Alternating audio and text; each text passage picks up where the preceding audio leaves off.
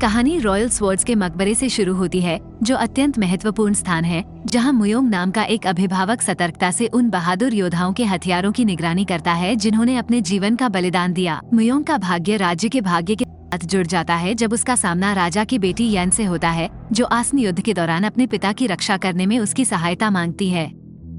छोटी उम्र से राजा द्वारा एक योद्धा के रूप में पाला गया मुयोंग येन के भाई की तरह है। जैसे ही युद्ध शुरू होता है, त्रासदी तब आती है जब राजा युद्ध में गंभीर रूप से घायल हो जाता है और अपने अंतिम क्षणों में वो मुयोंग को अपना उत्तराधिकारी नियुक्त करता है। इस निर्णय से राजा के भतीजे समीदी और उसके वफादारों में ईर्ष्या फैल जाती है, जो मुयोंग की योग्यता पर संदेह करते हैं, भले ही राजा का जीवन अधर में लटका हो। सेना के युद्ध के लिए रवाना होने से पहले राजा मुयोंग को दोस्तों के बीच छिपे एक दुश्मन के बारे में चेतावनी देता है, जो राज्य के लिए एक गंभीर खतरा है। येन अपने पिता की मृत्यु से तबाह हो गई है, जबकि सामिदी ईर्ष्या से प्रेरित होकर राजा से भिड़ती है और उसकी हत्या कर देती है। येन दवा लेकर पहुंचती है और अपने पिता को दुख से बेजान पाती है। राज्य अपने राजा के लिए शोक मनाता है और अंकल टैंग मुयोंग को नए नेता के रूप में घोषित करते हैं, लेकिन सामिदी ने मुयोंग को इस भूमिका के लिए अयोग्य मानते हुए इसका जोरदार विरोध किया। येन अपने भाई के दावे का समर्थन करती है, लेकिन मुयोंग झिझकता है क्योंकि वो सैनिकों के बीच असंतोष देखता है। येन का असली नाम अपने लिए सिंहासन छोड़ देती है, लेकिन मुयोंग के नेतृत्व का विरोध करने वाले किसी भी व्यक्ति के खिलाफ चेतावनी देती है। सामिदी ने लिंग और नेतृत्व के बारे में अफवाहें फैलाकर येन के सिंहासन पर कब्जा करने की योजना बनाई। येन की रक्षा के लिए एक रात मुयोंग ने अतीत के युवा येन के बारे में सोचा। उसे एहसास हुआ कि उसका काम अब युद्ध में उसकी रक्षा करना था, क्योंकि वह एकमात्र परिवार था जिसे उसने छोड़ दिया था। अगले दिन मुयोंग ने येन को मजबूत बनाने के लिए उसके प्रशिक्षण में वास्तव में कड़ी मेहनत कराई, लेकिन येन को वास्तव में दुख हुआ क्योंकि वो मुयोंग जितनी अच्छी नहीं हो सकी। उसी समय सामिदी ने गुप्त रूप से कुछ बुरे लोगों से मुलाकात की जो येन को चोट पहुंचाना चाहते थे जब वह अकेले प्रशिक्षण ले रही थी। वे सचमुच कुछ बुरी योजना बना रहे थे। जब येन के घोड़े की देखभाल सामिदी और येन द्वारा की जा रही थी, हत्यारों का एक डरावना समूह उस पर हमला करने आया। वे येन को चोट पहुंचाना चाहते थे, लेकिन येन के प्रशिक्षण से उसे ये जानने में मदद मिली कि कुछ बुरा हो रहा है। वो तुरंत अपने घोड़े पर चढ़ गई और हत्यारों से बचकर भाग गई। येन ने बहादुरी से लड़ाई लड़ी और कुछ हमलावरों को हरा दिया। अपने प्रशिक्षण के कारण येन वास्तव में लड़ने में अच्छी हो गई थी। हत्यारों को लगा कि उन्होंने येन को मार डाला है और उसे घायल अवस्था में जंगल में छोड़ दिया है, लेकिन उन्हें नहीं पता था कि किसी ने उनके लिए जाल बिछाया है। सभी हत्यारे जाल में फंस गए और अब येन को कोई नुकसान नहीं पहुंचा सके। येन आहत और कमजोर थी और चुवान नाम के एक व्यक्ति ने उसे पाया। वह उपचार करने में अच्छा था, इसलिए उसने येन के जागने तक उसकी देखभाल की। येन चुवान के अद्भुत घर को देखकर आश्चर्यचकित थी, जो उसने पहले कभी नहीं देखा था। इससे वह आश्चर्यचकित रह गई। चुवान ने येन से कहा कि उसे बेहतर होने के लिए 3 दिनों तक उसके साथ रहने की जरूरत है। येन ने उस पर भरोसा किया और उन दिनों वे घनिष्ठ मित्र बन गए। येन ने एक सरल और सामान्य जीवन के बारे में सोचना शुरू कर दिया, लेकिन वो जानती थी कि उसके राज्य को एक नेता के रूप में उसकी जरूरत है। एक दिन चुवान ने येन को अपने घर में एक विशेष स्थान दिखाया। उसने उसे गर्म हवा का गुब्बारा बनाने और दुनिया की यात्रा करने के अपने सपने के बारे में बताया।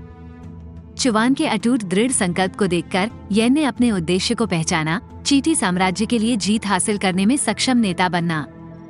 दृढ़ संकल्प से प्रेरित होकर उसने अपने क्षेत्र में लौटने का निर्णय लिया, ये पूरी तरह से जानते हुए कि उसका भाग्य उसकी जिम्मेदारियों को पूरा करने के साथ जुड़ा हुआ था। रात के घने अंधेरे में येन और चुवान दोनों को कोई राहत नहीं मिली। वे संभावित अलगाव की चिंता और उसके कारण होने वाली पीड़ा से ग्रस्त थे। उन घंटों के दौरान येन चुपचाप उस स्थान पर चली गई जहां चुवान नींद में लेटा हुआ था और उसके बगल में बैठा था, उसकी उपस्थिति में सांत्वना की तलाश कर रहा था, जो उसके प्रति उसके गहरे स्नेह का प्रतीक था। एक नए दिन की सुबह के साथ येन ने चुवान के साथ अपने वतन वापस जाने के लिए खुद को तैयार किया। समवर्ती रूप से मुयोंग ने येन की कथित मृत्यु की पुष्टि करने वाले किसी भी सबूत की खोज में अंकल टैंग द्वारा भेजे गए एक खोज दल का नेतृत्व किया। उनके संपूर्ण प्रयासों के बावजूद मुयोंग इस उम्मीद पर कायम रहा कि उसकी बहन जीवित रहेगी। इस खोज के बीच ही उन्हें धरती में मजबूती से धसी हुई एक तलवार मिली, जो कि प्रसिद्ध 310 न्यू मून तलवारबाजों की एक ब्लेड थी, जो अपने दुर्जेय योद्धाओं के विरोध में राज्यों को एकजुट करने के लिए प्रसिद्ध थी। जंगल के बीच में जहां यिन गायब हो गया था, मुयोंग को कुछ अजीब सा महसूस हुआ और उसने एक रहस्यमय सच्चाई को उजागर करना शुरू कर दिया। आखिरकार इन किरदारों की राहें एक चौराहे पर आ गईं। मुयोंग ने चुवान से उसकी बहन को रिहा करने का आग्रह किया, लेकिन येन ने कहा कि चुवान से कोई खतरा नहीं है। उन्होंने अपने साथ बिताए यादगार पलों को याद किया और मुयोंग से चुवान पर भरोसा रखने का आग्रह किया। हालांकि मुयोंग सतर्क रहा, लेकिन वो इस तथ्य को खारिज नहीं कर सका कि चुवान एकमात्र व्यक्ति था जिसका यिन ने जंगल में सामना किया था, जो उसकी ताकत और कौशल को दर्शाता था। उनका सामूहिक निर्णय येन को राज्य में वापस ले जाना था। रास्ते में उन्हें गंभीर समाचार देने वाले एक सैनिक ने रोक लिया। दुश्मन राज्य ने एक बार फिर से उनकी अग्रिम पंक्ति पर हमला शुरू कर दिया था, जो समिति के सैनिकों द्वारा दाहिनी ओर अशांति पैदा करने की रिपोर्ट से और भी बदतर हो गया था। समिति ने अपने नेता नियुक्त होने तक स्थिर रहने के अपने इरादे को एक विश्वासघाती और स्वार्थी मांग घोषित किया था। जवाब में मुयोंग और येन ने अपने कदम आगे बढ़ाए। उनका संकल्प अडिग रहा। येन ने 10,000 की दुर्जय सेना के खिलाफ मात्र 2,000 सैनिकों का नेतृत्व किया, जो मुयोंग और अंकल टैंग के साथ अग्रिम पंक्ति में आगे बढ़े। यह वो क्षण था जब उनका राज्य इतिहास में अपना नाम दर्ज कराने के लिए तैयार था, जैसा पहले कभी नहीं हुआ था। अथक युद्ध के बीच यान साम्राज्य को गंभीर परिस्थितियों का सामना करना पड़ा। हालांकि मुयोंग के बहादुर नेतृत्व में घायल सैनिक सुरक्षित निकलने में कामयाब रहे। यिन की सरल रणनीति से बेखबर दुश्मन राज्यों ने अपनी आसन जीत की निश्चितता बरकरार रखी। यिन अति आत्मविश्वास से भरे दुश्मन राजा और उसकी सेना को सावधानी से बिछाए गए जाल में फंसाने के लिए अकेले ही जंगल में चला गया। अचानक जंगल के भीतर छिपे यान रॉयल सैनिकों ने एक आश्चर्यजनक हमला किया, जिससे दुश्मन चकमा खा गया। दुश्मन राजा को एहसास हुआ कि वह यिन की चालाक रणनीति का शिकार हो गया है। येन ने अपनी तलवार दुश्मन राजा के गले पर तानकर घातक प्रहार न करने का विकल्प चुना। यिन ने युद्ध की निरर्थकता को समझाते हुए इस बात पर जोर दिया कि कैसे इसने सदियों पुराने संघर्षों को कायम रखा और निर्दोष नागरिकों को नुकसान पहुंचाया।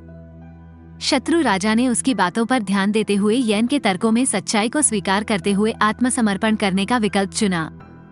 युद्ध से लौटने पर येन ने निर्णायक कार्रवाई की। उसने समिति और उसके अनुयायियों पर राज्य के हितों के खिलाफ उनके कार्यों के लिए दंड लगाया, उन्हें निचले पदों पर धकेल दिया और क्षेत्र को धोखा देने के लिए उन्हें निर्वासित कर दिया।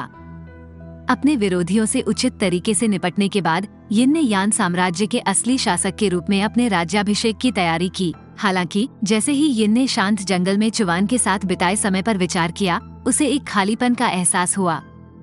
मुयोंग ने एक रहस्योद्घाटन के साथ उससे संपर्क किया। चुवान उन 10 न्यू मून योद्धाओं में से एक था जो महान अंतर साम्राज्य संघर्ष से बच गए थे। इस रहस्योद्घाटन ने येन को एक नेता के रूप में अपनी आकांक्षाओं का पुनर्मूल्यांकन करने के लिए प्रेरित किया। क्या वह सचमुच इसकी इच्छा रखती थी, या यह एक ऐसी भूमिका थी जिसे उसने आवश्यकता के कारण ग्रहण किया था? अगले दिन अपने राज्याभिषेक समारोह के दौरान उन्होंने सिंहासन छोड़ने के अपने फैसले की घोषणा करके सभी को आश्चर्यचकित कर दिया। उसकी प्रारंभिक योजना अपने भाई मुयोंग को असली उत्तराधिकारी के रूप में उसके भाग्य से बचने में सहायता करने की थी। दर्शक आश्चर्यचकित रह गए, फिर भी वे मुयोंग को सिंहासन के वैध उत्तराधिकारी के रूप में ताज पहनाने के लिए आगे बढ़े और उसे अपने पिता की विशेष तलवार सौंपी। जिम्मेदारी की विशालता को समझते हुए मुयोंग के पास स्वीकार करने के अलावा कोई विकल्प नहीं था। इन खुलासों के आलोक में येन ने विदाई लेने से पहले मुयोंग के साथ हार्दिक बातचीत की। उसकी इच्छा यान साम्राज्य में बने रहने की थी, एक नेता के रूप में नहीं, बल्कि एक ऐसे व्यक्ति के रूप में जो उस आदमी के साथ खुशी पा सके जिससे वो प्यार करती थी। मुयोंग ने समझा कि यिन का असली उद्देश्य नेतृत्व नहीं था। यह एहसास उनके दिवंगत राजा को भी हुआ था। येन चुवान लौट आया और साथ में उन्होंने अपने नवनिर्मित गर्म हवा के गुब्बारे को लॉन्च करते हुए देखा। वो उसके साथ शामिल हो गई और आसमान की यात्रा पर निकल पड़ी। जैसे ही रात हुई, येन ने चुवान के साथ शाश्वत खुशी साझा करने की अपनी उत्कट इच्छा व्यक्त की। उनके दिल हमेशा के लिए आपस में जुड़ गए। एक दूर और निषिद्ध क्षेत्र में अपने राज्य से निर्वासित सुमिति ने एक प्रसिद्ध जहर निर्माता की तलाश की। अफवाह ये थी कि इस व्यक्ति ने मारक रहित एक घातक औषधि बनाई थी, गोपनीयता का एक हथियार जिसे सुमिति ने यान साम्राज्य पर नियंत्रण हासिल करने के लिए इस्तेमाल करने की कोशिश की थी। कई सप्ताह बीत गए और परेशान करने वाली खबरें मुयोंग तक पहुंची, जो यान साम्राज्य के नए संप्रभु के पद पर आसीन हो गए थे। खबर भयानक थी। सामिदी नाम के एक व्यक्ति और उसके समर्पित अनुयायियों के नेतृत्व में विद्रोहियों का एक समूह राज्य पर लगातार हमले कर रहा था। ये घटनाक्रम विशेष रूप से निराशाजनक था क्योंकि इसने येन के जीवन को खतरे में डाल दिया था, जो अब तक जंगल के भीतर एक शांत अस्तित्व का आनंद ले रहे थे। अंकल टैंग, जो अपनी बहन के प्रति गहरा स्नेह रखते थे, ने तत्काल मुयोंग को आसन खतरे के बारे में बताया। येन की सुरक्षा के लिए जिम्मेदारी की अटूट भावना से प्रेरित होकर मुयोंग ने एक दृढ़ मिशन शुरू किया। उसके चेहरे पर दृढ़ संकल्प झलकता हुआ वह अकेले जंगल में चला गया। जंगल में उनके प्रवास के दौरान एक अप्रत्याशित घटना घटी। उसकी नजर एक पौराणिक तलवार पर पड़ी जिसे blade of the new moon swordsman के नाम से जाना जाता है, जो जमीन में मजबूती से धंसी हुई थी। ऐसा लग रहा था मानो तलवार ने उसे इस पर दावा करने के लिए इशारा किया हो और एक महत्वपूर्ण नियति बनने का संकेत दिया हो। इसके बाद एक गरजते झरने के पास मुयोंग का चुवान से आमना सामना हुआ। बिना देर किए मुयोंग ने चुवान की शक्ति का आकलन करने के लिए उत्सुक होकर अपनी तलवार खोल दी। उपस्थित सभी लोगों को आश्चर्यचकित करते हुए चुवान ने असाधारण गति और कौशल का प्रदर्शन करते हुए सहजता से मुयोंग को घेर लिया। मुयोंग ने समझ लिया कि चुवान असली लेख था और उसने आत्मसमर्पण कर दिया। मुयोंग का इरादा येन की सुरक्षा के लिए चुवान की क्षमता का परीक्षण करना था। उन्होंने चुवान को समिति के योद्धाओं से येन के सामने आने वाले गंभीर खतरे से अवगत कराया। चुवान ने येन की सुरक्षा सुनिश्चित करने के लिए एक बार फिर अपनी तलवार चलाने की आवश्यकता को समझा। यान साम्राज्य में लौटने पर मुयोंग को एक भयानक दृश्य का सामना करना पड़ा। समिति ने राज्य को पूरी तरह अव्यवस्थित स्थिति में छोड़ दिया था। मुयोंग को पता चला कि उसके समर्पित सैनिक समिति के जहरीले तीरों से गंभीर रूप से घायल हो गए थे। सबसे भयानक रूप से उसने अंकल टैंग के कटे हुए सिर का विभत्स प्रदर्शन देखा, जो समिति की क्रूरता का एक भयानक प्रमाण था। इस दृश्य ने मुयोंग के भीतर एक उग्र क्रोध पैदा कर दिया और उसने अकेले ही समिति के सैनिकों को युद्ध में शामिल कर लिया। अपने वफादार साथियों के साथ उसे घातक तीरों से बचा लिया। एकता के भावपूर्ण प्रदर्शन में उनके साथियों ने मुयोंग को निगल तलवार प्रदान की, जिसे कभी उनके दिवंगत राजा ने इस्तेमाल किया था, और उनसे जीवित रहने और प्रतिशोध लेने में उनका नेतृत्व करने का आग्रह किया। वे उसके लिए सब कुछ बलिदान करने को तैयार थे। इस बीच येन और चुवान ने खुद को जंगल में शांति के एक पल का आनंद लेते हुए पाया। अचानक झाड़ियों में सरसराहट से उनकी शांति भंग हो गई, जैसे ही समिति के सैनिक सामने आए, जिससे उन्हें आत्म संरक्षण के लिए एक हताश लड़ाई में मजबूर होना पड़ा। हालांकि वे सैनिकों को हराने में कामयाब रहे, चुवान एक जहरीले तीर का शिकार हो गया। येन की अनिच्छा के बावजूद चुवान ने जोर देकर कहा कि राज्य में लौटना उसकी सुरक्षा सुनिश्चित करने का सबसे अच्छा तरीका है।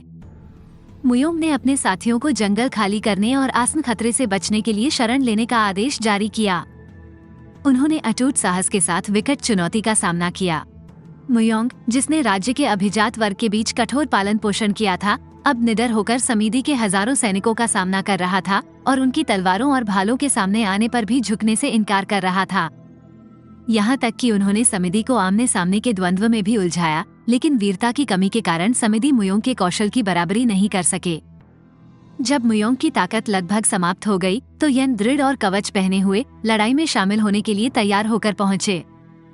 उसने मुयोंग के हाथों को दुश्मन के खून से सना हुआ देखा और निगल तलवार स्वीकार कर ली। दोनों ने मिलकर समिति का सामना किया। इसके बाद हुई भीषण लड़ाई में समिति ने खुद को असली राजा मानते हुए पिछले राजा की हत्या करने की बात कबूल कर ली। इस रहस्योद्घाटन ने येन के क्रोध को भड़का दिया और उसने अथक दृढ़ संकल्प के साथ लड़ाई लड़ी।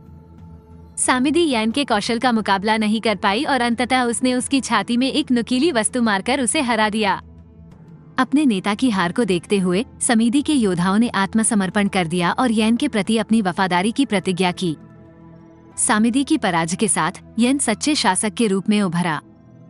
जैसे ही लड़ाई समाप्त हुई, मुयोंग, जो येन को एक वैध नेता बनते देखने की इच्छा रखता था, शांतिपूर्वक इस दुनिया से चला गया। उनके अंतिम कार्य ने येन की नियति को प्रकट करने का मार्ग प्रशस्त किया, जिससे राज्य के शासक के रूप में उसका सही स्थान सुरक्षित हो गया।